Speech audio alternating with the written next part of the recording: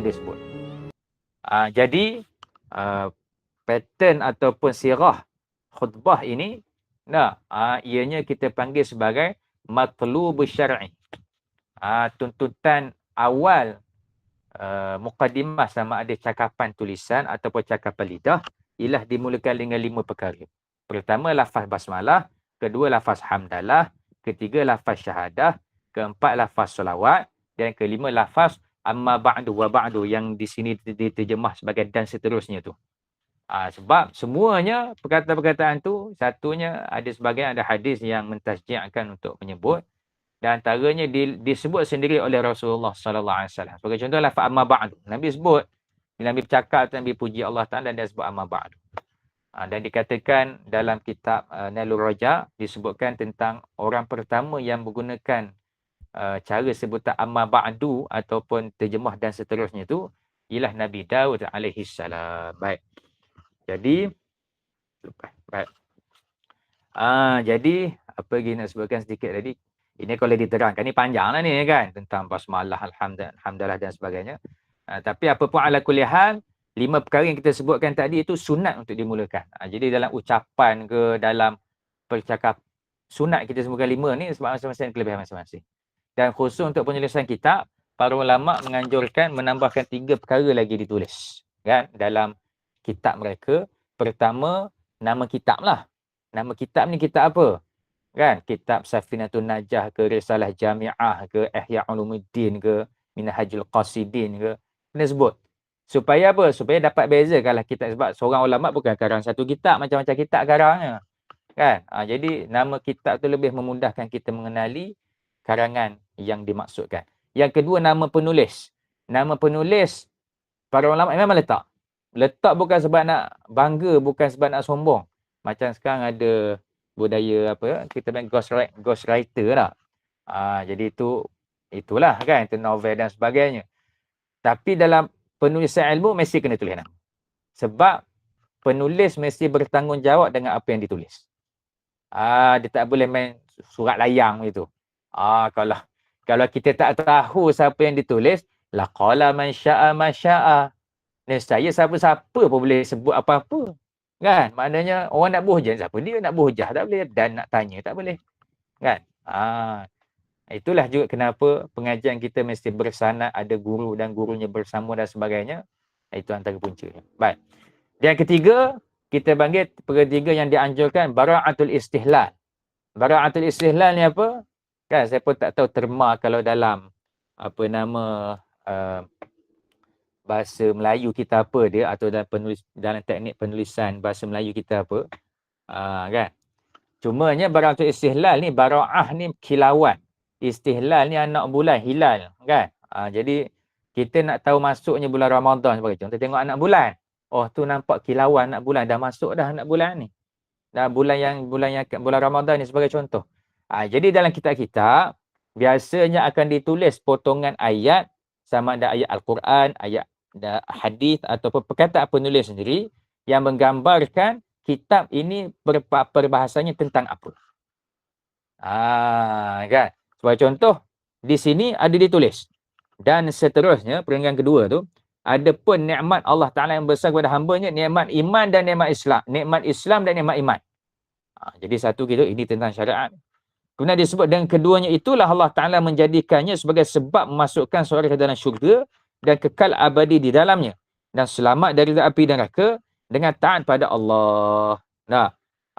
Maka wajiblah atas tiap-tiap yang mukallaf, iaitu orang akil dan baligh, mengetahui segala rukun Islam sebagaimana tersebut di bawah ini.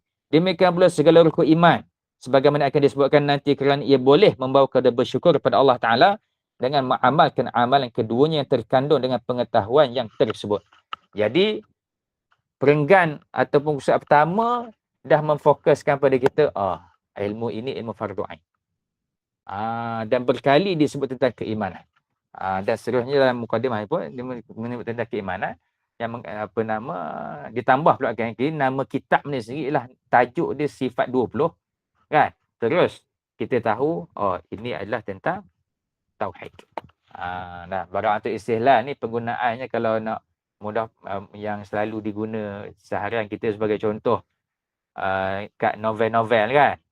Novel tu kat depan tu dia ada sikit kata-kata tu. Contoh dia kata, hanya kau yang ku cinta, tiada yang lain. Ni novel cinta ni. Kan? Ataupun dekat poster-poster filem ke apa ke, ada tajuk dia pada ada tulis perkataan sikit. Kan? Dia tulis. Kan? Kan? Jangan pandang belakang. Kan? Bila malam menjelma, kan? Bila malam tiba, aku pun menjelma. Contoh, ni cerita hantu ni. Itu bara'atul istihlal. Baik, jadi apa pun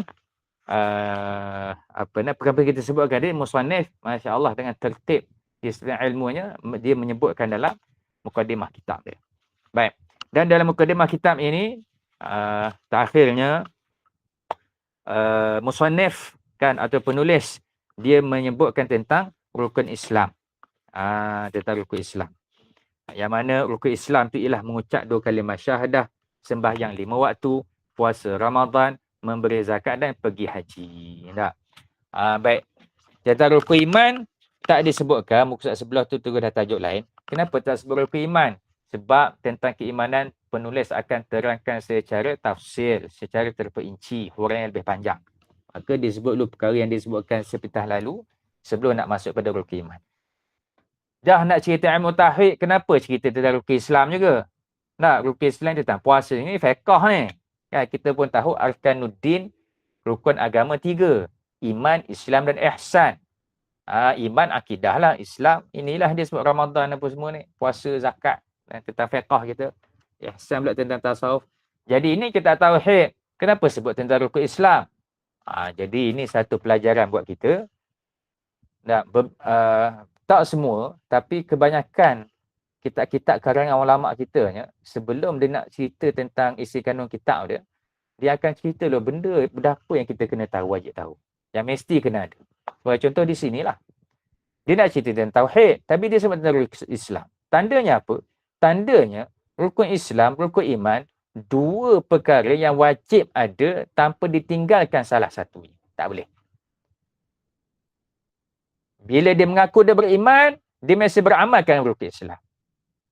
Jika dia mengucap 2 kalimah syahadah, kan? Dia mestilah semayang, dia mesti puasa, dia mesti bayar zakat, dia mesti pergi haji. Maka tak sahlah perkataan orang yang mengatakan, saya beriman dengan Rasulullah walaupun saya tak solat. Nampak ayat dia. Walaupun saya tak solat, walaupun saya tak bayar zakat, tapi saya percaya Allah Ta'ala tu Esa. Tu Nabi Muhammad tu ialah Rasul kita. Kan? Jadi jangan kamu kata saya ni orang tak ada agama. Contohnya, tak sah perkataan orang begitu. Dah. Hanya sah di sisi dia. Kan? Adapun hakikatnya tidak. Sebab Rasulullah SAW tidak pernah memisahkan 2 perkara. Tak pernah memisahkan 2 perkara. Seorang Tok Guru dia bagi contoh. Bagi contoh dari rukun iman, rukun Islam. Dia dua-dua nak kenal. Dia beri contoh mudah. Dia kata, senang cerita macam ni lah. Kamu pergi kedai, kan? Cuma sekarang dah guna QR je. Kalau guna cash lah. Kalau guna cash.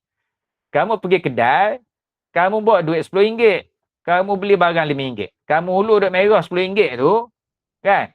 Duit merah RM10 tu, print sebelah aja. Sebelah lagi kosong. Tak ada tulis apa-apa. Boleh ke kamu kata ke dia, okey, ni saya ada RM10, print sebelah aja. Saya beli barang harga RM5, kamu terimalah. Sebab print sebelah ni kira separuh lah.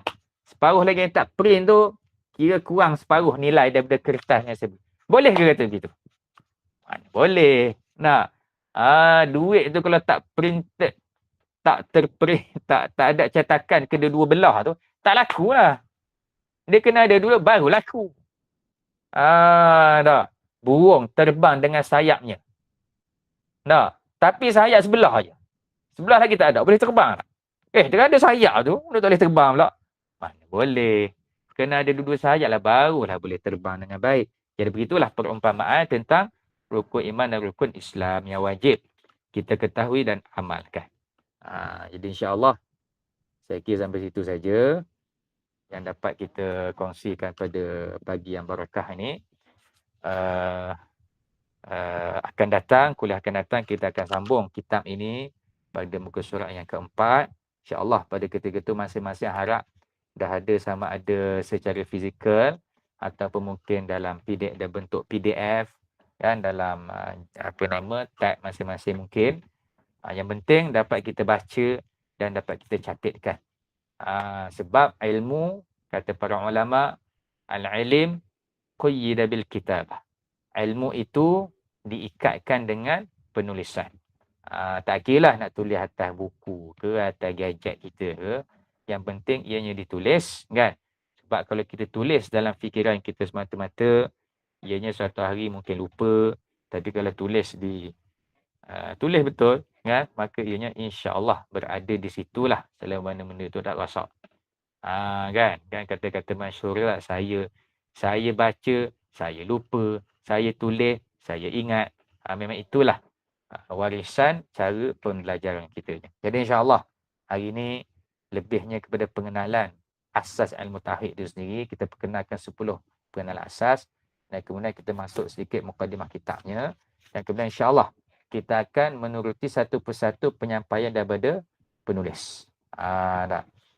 Jadi kitab ni insya-Allah bila dah ada tu masa-masa boleh belik lah tajuk-tajuk yang disebutkan.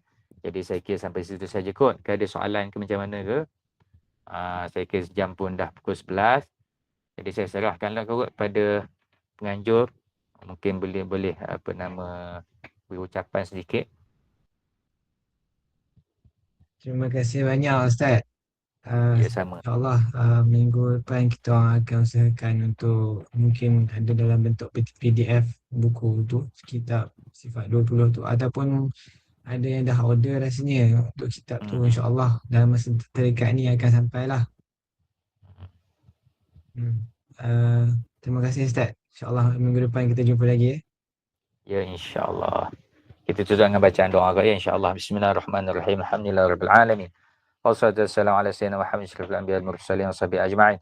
Allahumma rabbana fama 'allamtana rabbi 'allimna alladhi yanfa'una rabbi faqihna faqih ahlana ma'a qarrabta lana fi dinina. Allahumma inna na'udzu bi'ilmin la yanfa'u qalbin la yakhsha 'amalan wa du'a'in la yusma'. Sallallahu ala sayyidina Muhammad wa alihi wasallam. Alhamdulillahirabbil alamin. Taqabbalallahu minkum. Jazakumullah khair, ila liqa. Terima kasih Ustaz. Ya, Assalamualaikum. sama-sama. Waalaikumsalam warahmatullahi wabarakatuh. Terima kasih semua. Wa iyyakum.